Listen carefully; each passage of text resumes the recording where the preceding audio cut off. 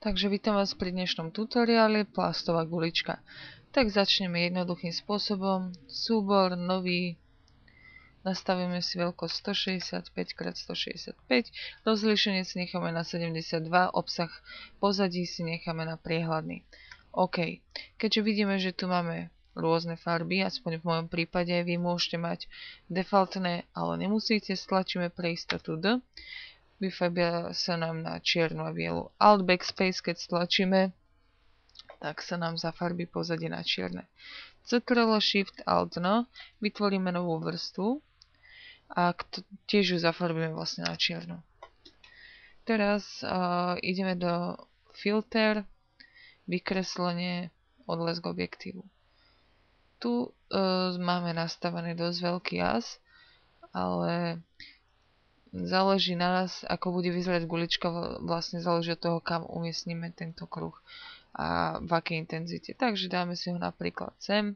Musíme mať určite nastavených týchto 105 mm základných a dáme to na 113%. Dáme OK.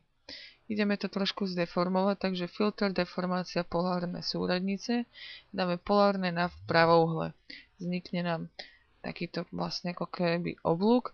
Toto si otočíme o 180 stupňov, takže obraz natočiť plátno 180 stupňov a zase sa vrátime do našej deformácie polárnych súradníc. Takže dáme pravouhle na polárne a už nám vznikla pekná gulička. Práve tlačítko dáme na náš nástroj obdĺžnikový výber a vyberieme si nástroj eliptický výber. Ideme do stredu obrázku, držíme Alt Shift a ťaháme myškou. Takže keď si nejak ohraničíme našu guličku, stačí stlačiť Ctrl Shift I a zmazať. Takže vymazali sme si pozadie, Ctrl D a vidíme, že nám tu vznikla pekná gulička. Teraz si ju, dajme tomu, chceme nafarbiť. Ctrl Shift Alt E, zlúčime všetky vrstvy dokopy na našu vybranú. Ako to vyfarbíme je len na nás. Môžeme napríklad štýlom táto ikonka. Ak ju nevidíte, je to štvrtá zľava a dáme mapovať na prechod. Nastavíme si nejaký prechod, napríklad tento modro-oranžový, dáme OK a nastavíme si toto svetlo trošku. Dáme si prekryť. Vznikla nám taká medená gulička. Ale čo sme zabudli, je to, že sme zabudli dať svetlo. Ctrl Shift Alt N.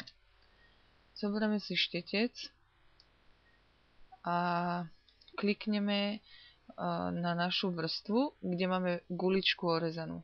Takže držíme Ctrl a klikneme ľavým tlačítkom. Zobrazila sa nám gulička. Teraz si prepneme na biely štetec a kliknutím na tú šipočku a v týchto miestach, kde je svetlo, tak toto pekne ohraničíme.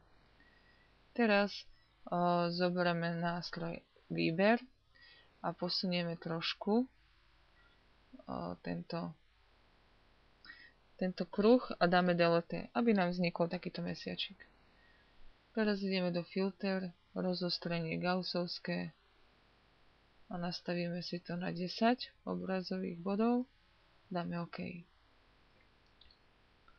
Keď to chceme nastaviť, aby sme nevideli v pozadí, dáme mäkké svetlo a máme vlastne taký odlesk. Keď to chceme ešte viac dofarbiť, Ctrl Shift Alt E, vytvoríme si novú vrstvu a dáme Ctrl B. To je vlastne vyváženie farieb a to si už doladíme. Chceme to viac do červenej, do žltej, do zelenej, do modrej. Je to len na nás. Tak my urobíme nejakú takú zlatistú.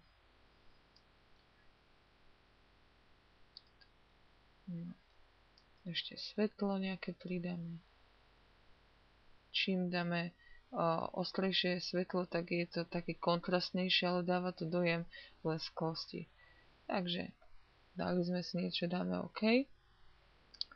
Nie je to nič ťažké, môžeme pridať text a ja vám ďakujem za váš čas a sledovanosť a uvidíme sa určite aj za nejaký čas neskôr. Tak zatiaľ sa majte.